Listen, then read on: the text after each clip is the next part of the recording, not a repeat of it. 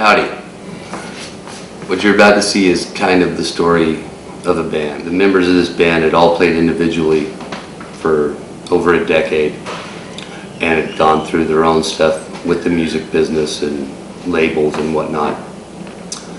And we're frustrated and pretty much we're done with playing music. But when they came together, they realized that they weren't done with playing music. They were done with playing the game of the music industry. And they loved music. And when they found each other, they realized that they still had that passion and the love for creating music together. They took off. And when I say they, it sounds ridiculous because it's we. I was in the band. Hi.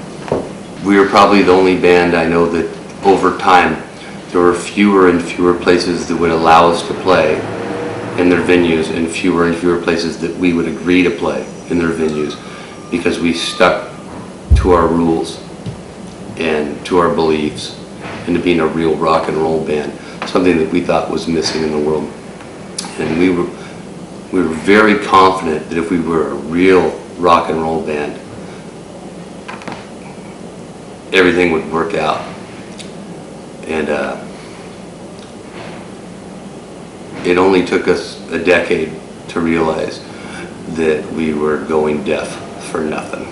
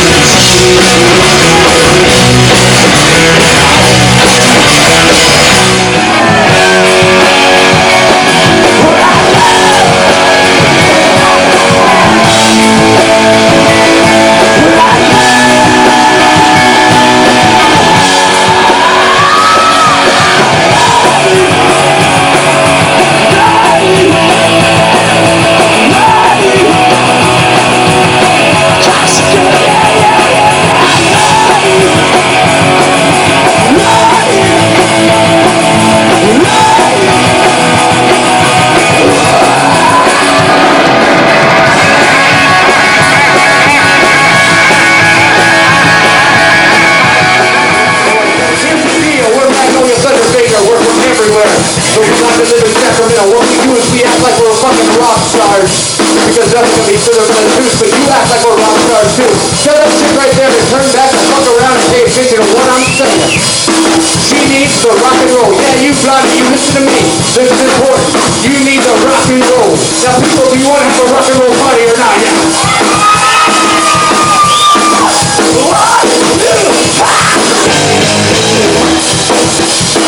Check this shit out.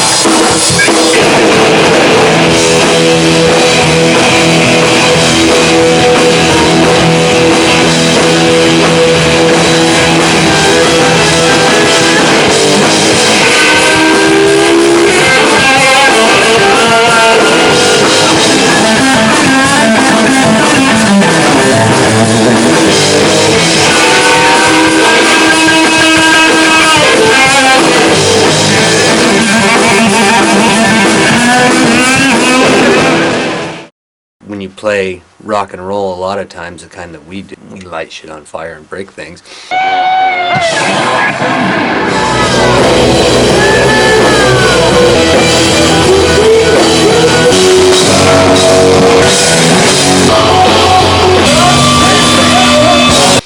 That it's not going to be taken seriously, regardless. Right. You know, no one will even know that the first album was pretty much all about my mom and dad's divorce.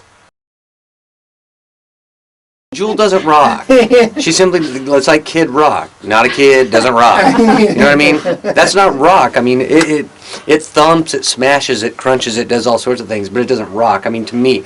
And obviously, we're opinionated people and we have our own definition of what rock is. So what is rock? I'm probably one of the most critical people. It's something that you can't necessarily put into words. You just know if it does or not. And I think the first thing to me is if it's going to rock, it has to be real. It comes from your balls. Yeah. I mean, it's a sexual thing. It's all these bands that are supposedly rock and roll and dangerous aren't dangerous. They're not frightening. I don't know how you can rage against the machine that you are. Yeah. You are the machine. I try and be careful about how I objectify things and classify them, you know. And, you know, Otis Redding rocked. Mm-hmm. Yeah. I mean, he's not considered a rock and roll guy, you know what I mean? But he rocked.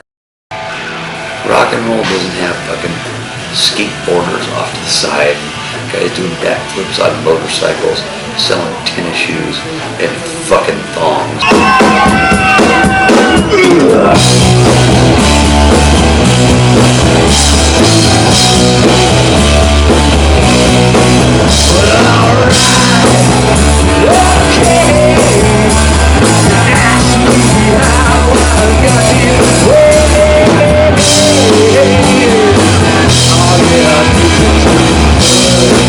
You know, what Magnolia Thunderfinger is a completely realized version of what Go wanted to be, I think.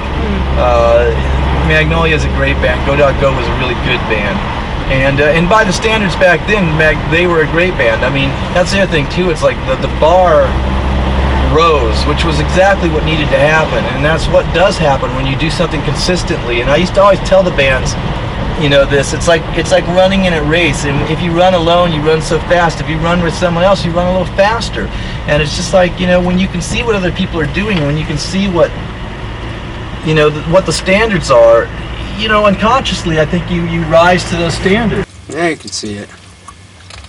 See, Stericon. Hey, Skid, tell us about your day. Okay, I'll tell you about my day.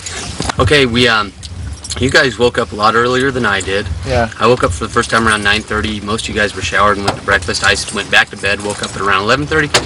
We took showers, we got out of town, we went and picked up our equipment and got our $16 from last night. Fucking A, right.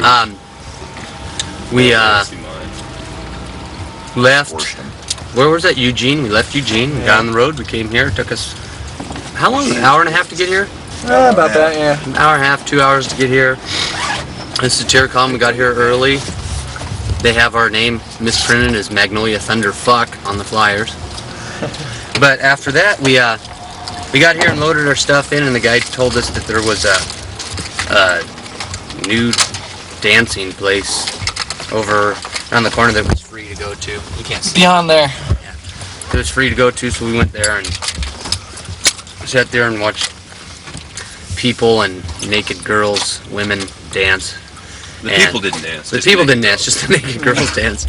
And I played pool. And how was I, Terry? Skid pretty much owned the pool table.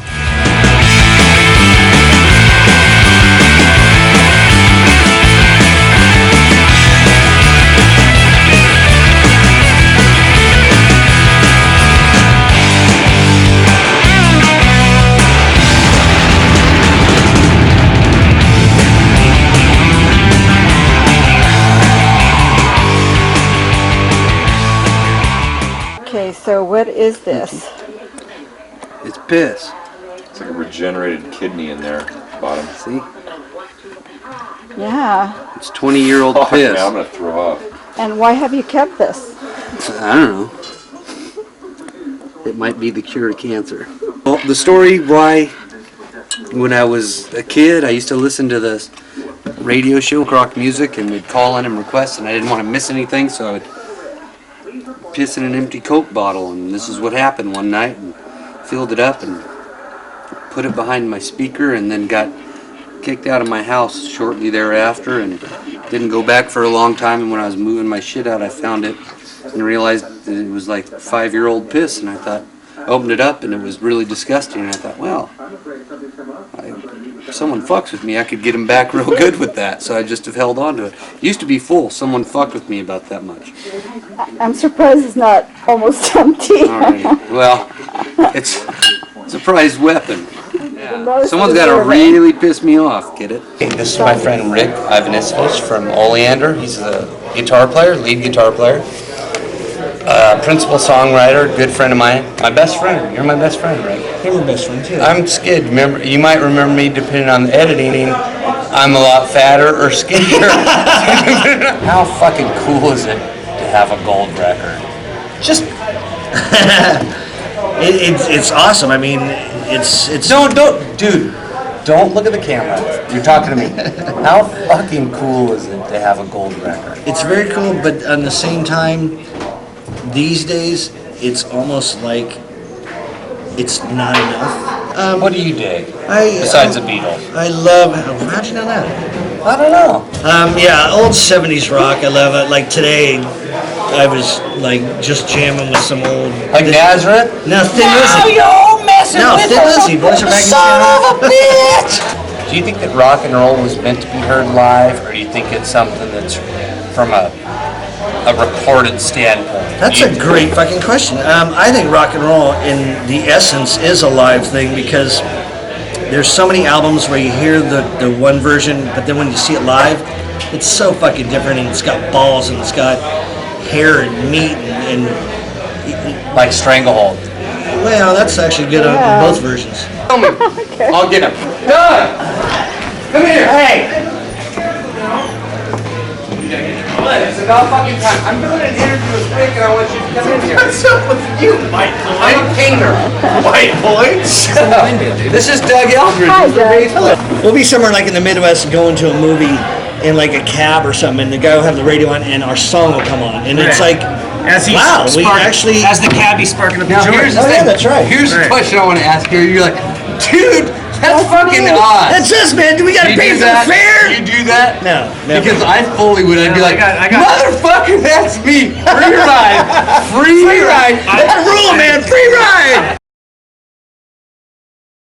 It's movie companies and booze companies. It's a commodity now. There's no passion about music. There's the pretense that there is, I'm sure, but I mean, you know who sells records now and gets bands signed is lawyers. Right. It's all done through lawyers. Now, I don't fucking like lawyers to begin with. Neither do I. So, I mean, I've had my share of dealings with music lawyers, and they're the same thing as managers and booking agents. They're fuckers with no talent, but who want to do cocaine with rock stars. And they have no talent, so they become an entertainment lawyer, or they become a manager, so they get to hang out and get the excess pussy and do cocaine, and that's why they do what they do, to feel important. There's some bands that they don't get any kind of love until you see them live, and they're like, why the fuck isn't this band huge? Like a Magnolia Thunderfinger. Dude, I know about bands like that. Ooh.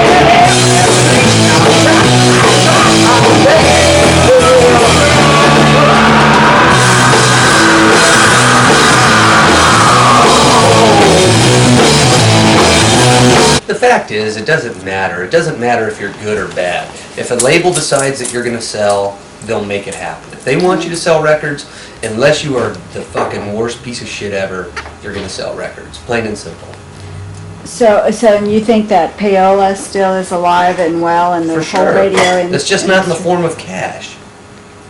It's in the form of cocaine and pizza. I mean, there's marketing companies seriously, there's marketing companies that's all they do. The label hires a marketing company to handle all these bands. And the marketing company buys pizza for the entire radio station and gives them tickets to shows. And listen to this. I'm going to come in and bring pizza for everyone. I want you to all take a little break here, 15-minute break, and I want to play you this. And if they're like, oh yeah, we'll think about it. It's just a big bullshit game. It's like, okay, what they need to do is they need to just get someone like Jennifer Lopez that has no fucking talent whatsoever, and that's what her job should be. She should be going to these places and just flat out sucking guys' cocks to get records on. Because that's what they're holding out for. It's all that shit. It's cocaine, it's pizza, it's beer, it's tickets, It's t-shirts. tickets, limos to the show, and It's all that kind of horseshit. stuff. It's like the reason Valley folded is the same reason why independent labels, they started making money. The big boys went and fucking bought them all up to eliminate the competition.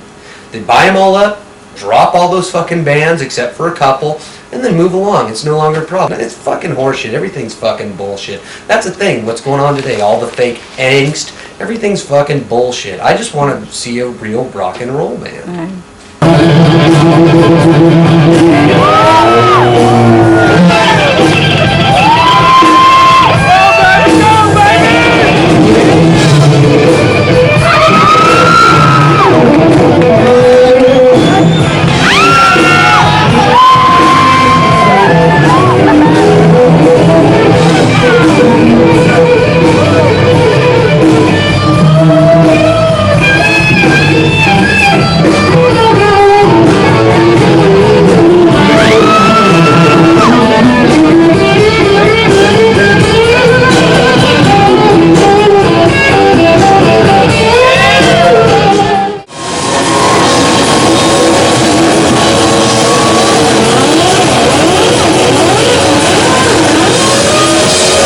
Ladies and gentlemen, he's tall, he's dark, he's handsome, 100% homosexual, my good buddy, my lover, my man. We got a special thing. Ladies and gentlemen, please give a nice big hand to the big man, the Chico.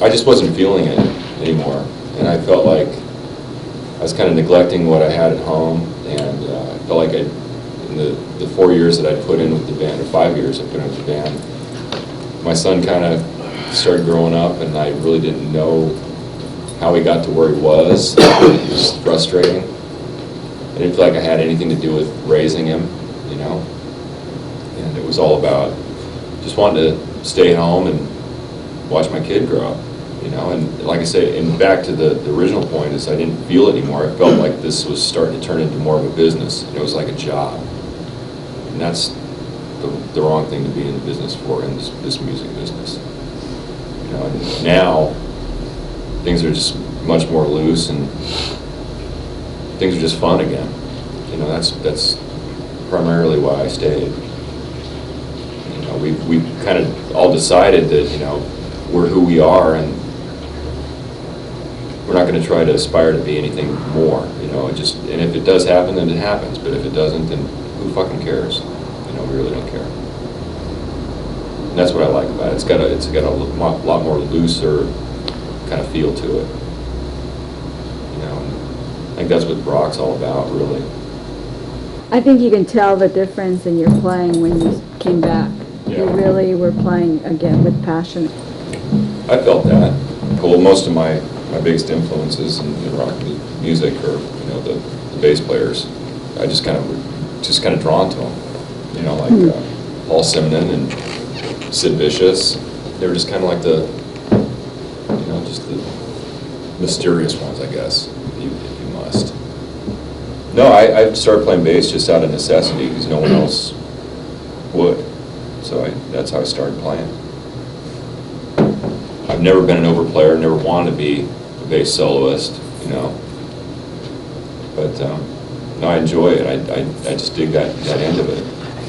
You know, you're the tallest and, you know, arguably, some women I've heard say the handsomest person in the band.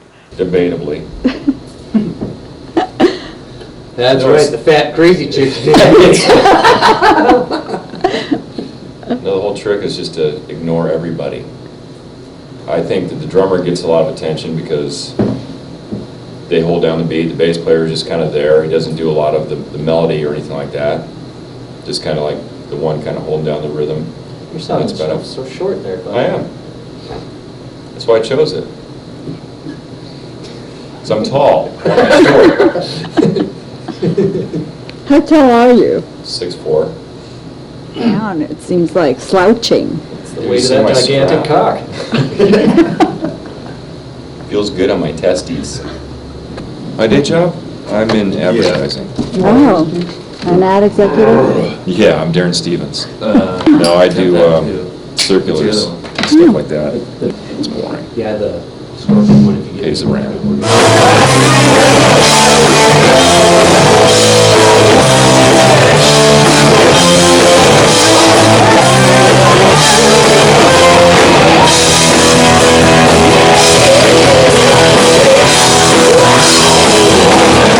house on 420, man. Oh yeah? $100. Are you fucking sucking my dick? No, I'm not. Why'd you say yes to that? Because that's what he'd give us. Heard that decent sound system. Not for $100. I try and be open usually. This is one time I'm just, All right. I won't be open this time. Okay. I know right now that I could get Chico to do it. He would whine about it, but he'd do it. T-Bone would be like, well, if it's all ages, and then I'd tell him, yeah, it's all ages. And then the day of the show, I'd go, dude, he told me it was all ages, but it's not. It's 18 and over. But then it would be too late, because then we'd do it. So I know that I could get those guys to do it. GB is generally, fuck, I don't care. So if he's got a reason for not doing it, be it his recent withdrawal from alcohol and cigarettes, or just the fact that he just feels that it's a bad idea. I'm not going to make someone go do something they really don't want to do. If it was $500, he'd do it, wouldn't you? Probably. Which is pretty sad if you think about it. Ladies and gentlemen, my best fucking friend in the entire world, people. Please give a nice hand to my good buddy. We call him Chico. He's gonna solo right. Here we go.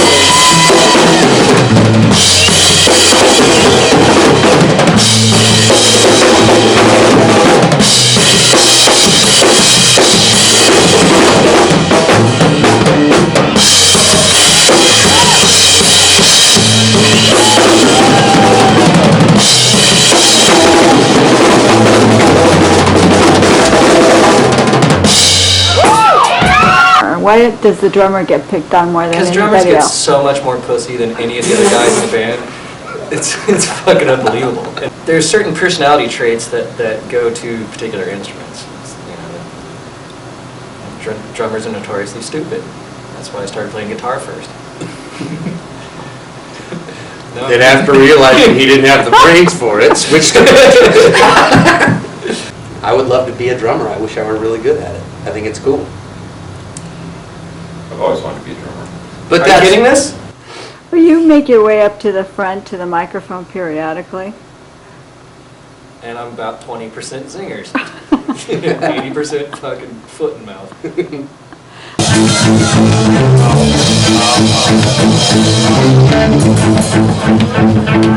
Let's tell you what I'm talking about.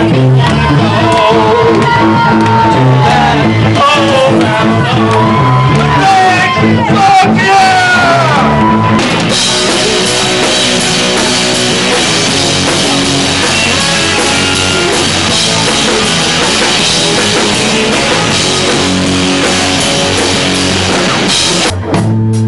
The man who wants me to pee in his butt. The man with the fucking bullshit stress back problem. Healthiest motherfucker I know, but he's always whining about something. The greatest motherfucking guitar player I've ever seen in my life, and trust me, I've seen 3 or 4. Ladies and gentlemen, really, I want you to fucking go all out and give a big hand to my best friend in the entire world. His name is simply GB.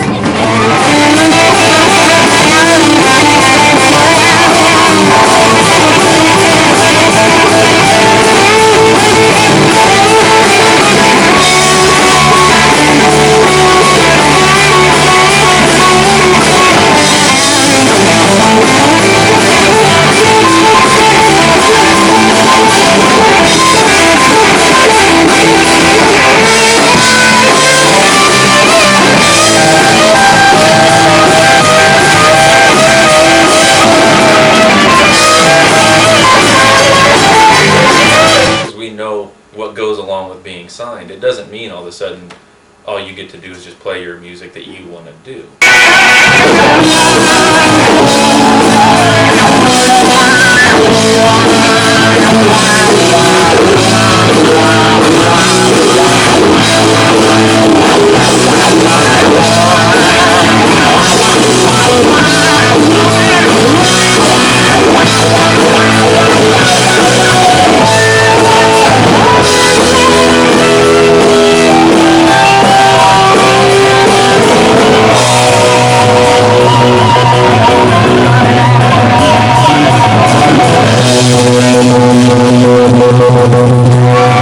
By the time we got to starting this band, we were all fed up with it. So it was kind of just like, let's form a band because we like to play. And we've had a great time. I mean, we would like to be able to do more. But that's the thing is, we've had labels come to us and talk to us about stuff. But unless it's just flat out, unless they are smart enough to say, you are the kings. You obviously know what you're doing. I'm just fucking lucky enough to have run into you. Here, take this money and do what you want to do. Then I'm not interested. No one's gonna tell me how to fucking write a song. Or how to dress for that matter. Yeah, how to present your show. Or, yeah, how to cut my hair, how to dress, how to act. Oh, you should be nicer. You should fucking shut up. I mean, it is. We know what to do. And I'm sure every band thinks that too. Oh, we know how to make our music. But we better. do. But we do.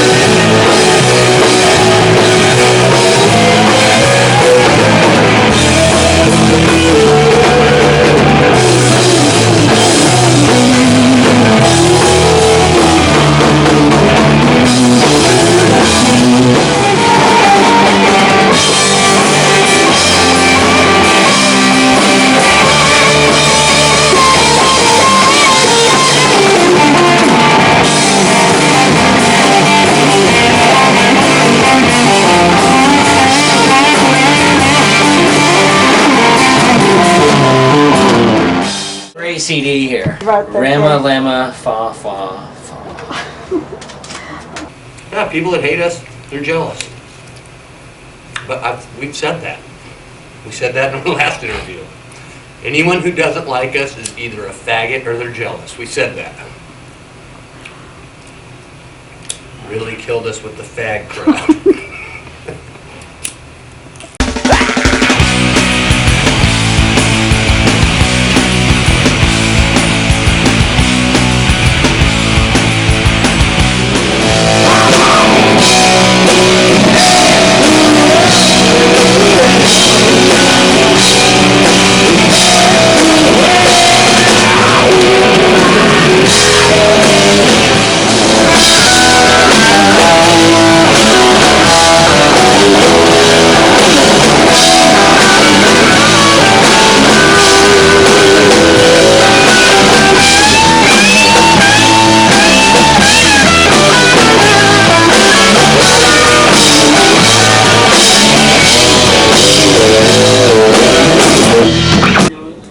Jones? Sexy.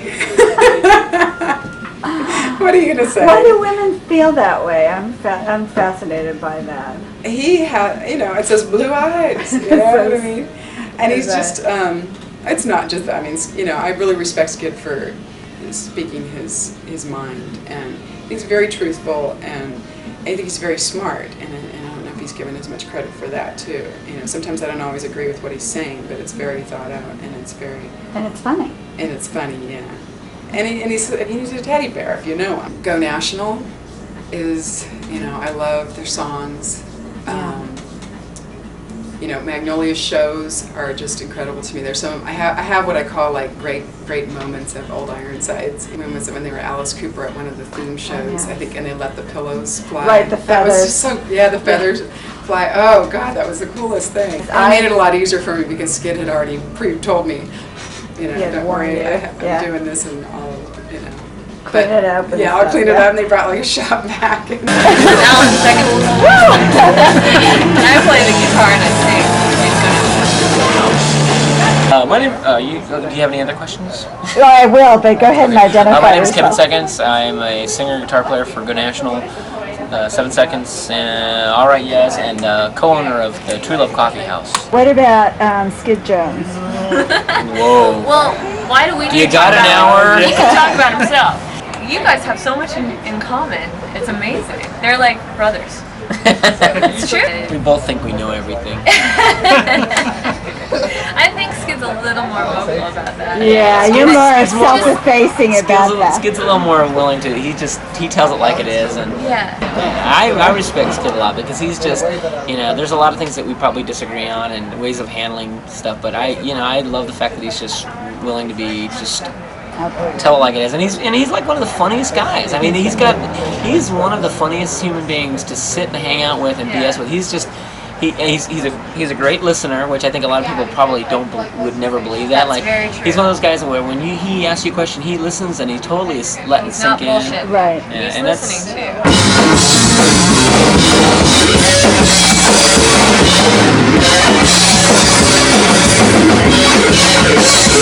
You got a Jonesy Award from Skid Jones. And Stan and I would make a weekly trip to Davis to go to the record store he worked at solely to buy the records that he was bringing in, like the Sonics, the Wailers, the Pebbles records, and all that stuff. You couldn't find anywhere in Sacramento. And once we found out that they were at this place that he worked, and then years later I found out that he was the buyer, and we just connected. Hey, you were the guy that was ordering all that stuff, and I still have tons of those records that I would go down and buy.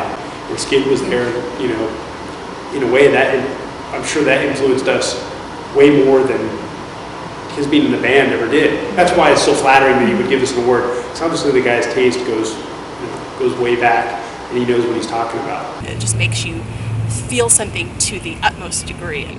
Wanting to run around the park and scream or whatever. That's what music is about. It moves you in an essential way. Yeah. And in particular, live performances, right? I mean, live performances are really where it's at. Magnolia Thunderfinger, you did a cover story for Sacramento News and Review. Yeah.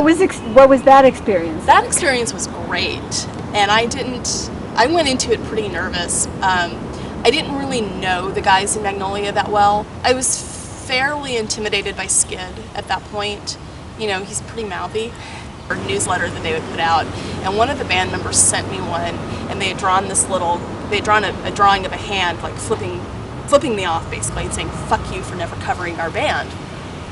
Not exactly the most friendly way to introduce yourselves to somebody. But I'd seen Magnolia. I thought they were great live, and Skid is definitely a smart person and really funny and very charismatic, and the whole band is charismatic. When you watch the whole band, it's like you can't keep your eyes off of it. So I had proposed doing this story in Magnolia, and contacted Skid, and he was down for it. And I ended up spending time with them in their rehearsal space and doing some interviews, and then going to Skid and Jenny's house and interviewing them, and really getting to know Skid the person and Skid the rock star, and it was a great experience. It helped both build up the myth of Skid because it's like both demystify it and build it up at the same time. I mean, he's all that you see, and then he's so much more. He's also one of those people who has a really big heart, but I think he'd be mad if I just said that.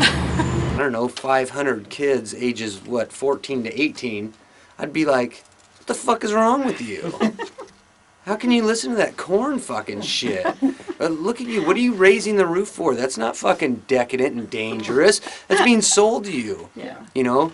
What's that fucking misdemeanor Elliot's doing fucking commercials for the Gap and Target?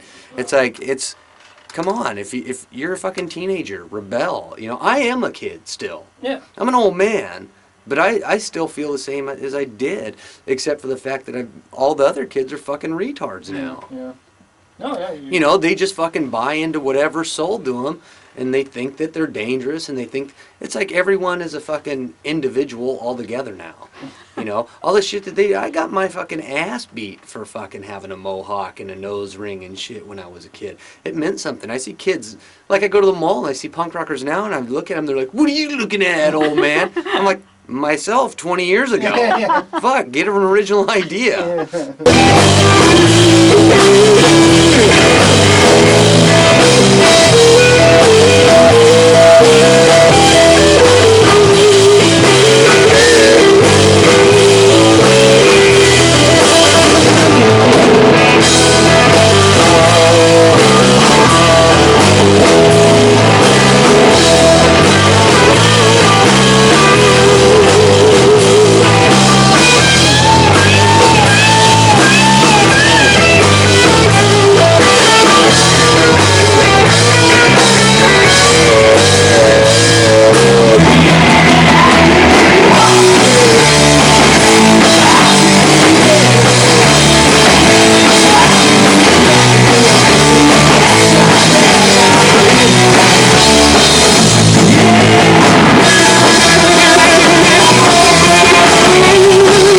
Gentlemen, the album's called Almost Level with the Ground, and this is exactly the way it sounds.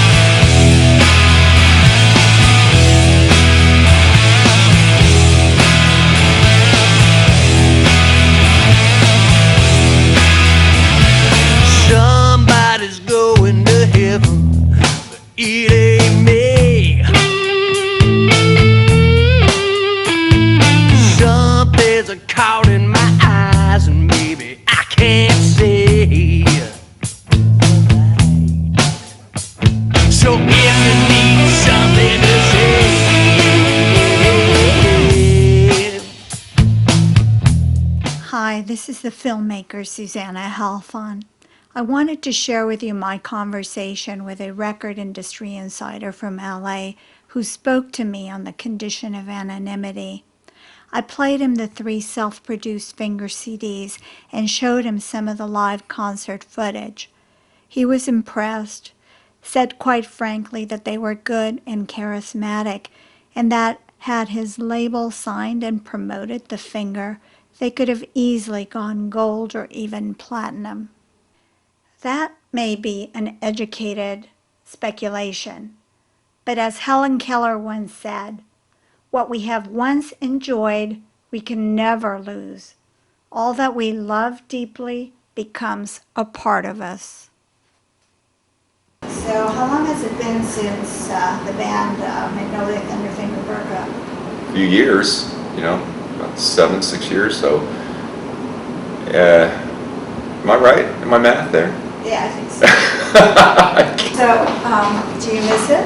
Do you miss I miss playing those type of songs. I miss hanging with my friends, miss playing with the guys that, you know, we kind of grew together. We kind of wrote together. We, lived together, we slept together.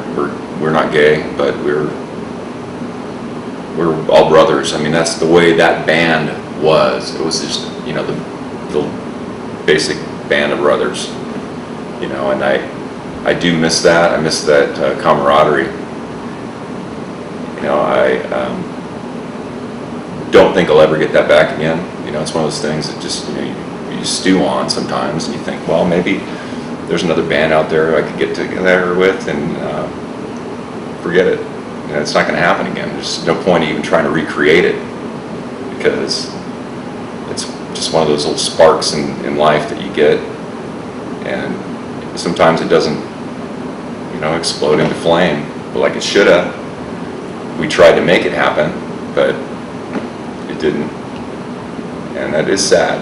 You know, it makes me feel, you know, like we really missed the boat. I think if we were maybe 10 years younger, I think it might have happened, because we all had, you know, things, obligations, you know, but can't look back, you know. I understand though that music labels did express some interest, but you didn't like the terms that they were offering. Who would like the terms? I mean, if you're going to be a musician, I mean, the only terms are your own, and that's never going to happen, you know, with, you know, today's industry. You know, like I said, the whole magic of going down to the record store and buying vinyl and pulling it up and going, wow, that's a cool fucking album cover, man, and just sitting there and listening to it and playing it over and over again, and, you know, and checking out the album and reading all the credits, and that's gone.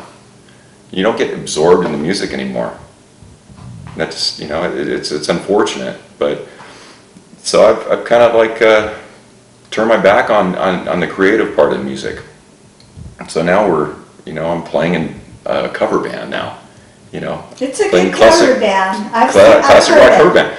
But it's like playing, you know, like songs I played in my bedroom. It's, you know, the songs I love to play, and I'm doing it. Back then, with the Finger, we were doing that. We were trying to create bedroom songs. You know, we wanted songs that, you know, people would go, fuck, I want to learn this on guitar. That's the type of song you want to play. And, you know, I think we did. I think we got quite a few songs out like that, and just, you know, once again, it's like, you know, no one really saw it. It was like that little spark that didn't flame up. Oh, as far as the interest goes, yeah, I mean, if they have a spark of interest, if they look at you, you know, and they have any kind of reservations they pass on you, they'll never look at you again. And that's what happened to us, because we were obviously looked at, I think, when we first started to kind of break and play up and down the coast. We started to get a lot of recognition, and I think there was, I don't know what it was, I don't know if it was just because we couldn't be categorized, we couldn't be thrown in like a rockabilly category or a punk rock category or a rock, you know, category. So we were just kind of in no man's land. Yeah. And it was hard. It was hard to get booked. We would play with everybody. We'd play with the Paladins. We'd play with Super Suckers. We'd play with the, you know, Tenderloin. You know, we'd open for Wayne Kramer. So I mean, it was just all over the board. No one knew where to put us. And that was a big downfall. Well, and that's the title of your second CD. Yeah. How cool is that? I miss the guys. I miss hanging out with the guys and having friends. And every once in a while, I think I miss getting the attention, being in front of people and having people clap. That was nice. But I don't miss the traveling, and I don't miss the hard work, and I don't miss I don't miss practicing when it's super cold or when it's super hot. I wish that those guys were famous, because they're fantastic musicians and they're fantastic men. How did you feel when it ended? Relief. Even though it started out as this idea of like, we're just gonna do fucking shit our way and whatever. And was my intention. In the back of my head, and I know in the back of their heads, it was like, someone's gonna fucking get this. Someone's gonna fucking pick us up. Someone's gonna give us money and let us just do it our own way. The cocky did. I was like, well, fuck it. I'd already been through it. Hey, if we can do it this way, sure. And they're like, oh, no one can do it that way. Well, then go fuck yourself. No.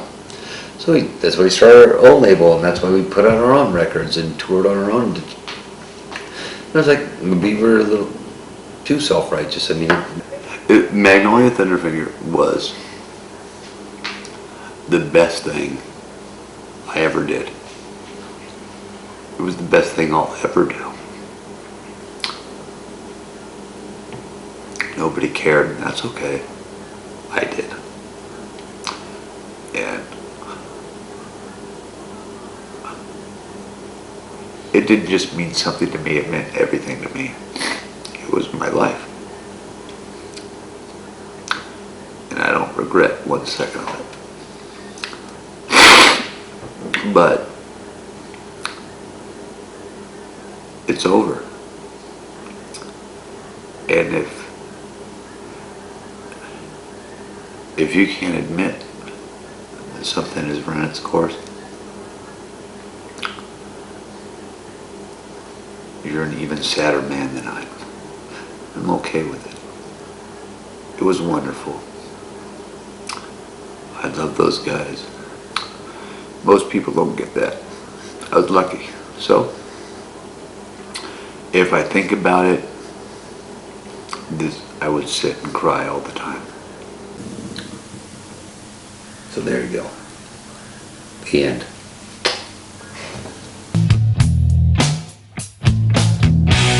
Save your breath, baby. Walk away, because I don't believe in making people believe in. Listen to whatever I say. If I ever buy him into all your life, please just keep it out of my way. Yeah, yeah. Somebody's making a difference, but it ain't me. 'Cause I'm just eating the children, baby, you can't feed. But if you need to make it count,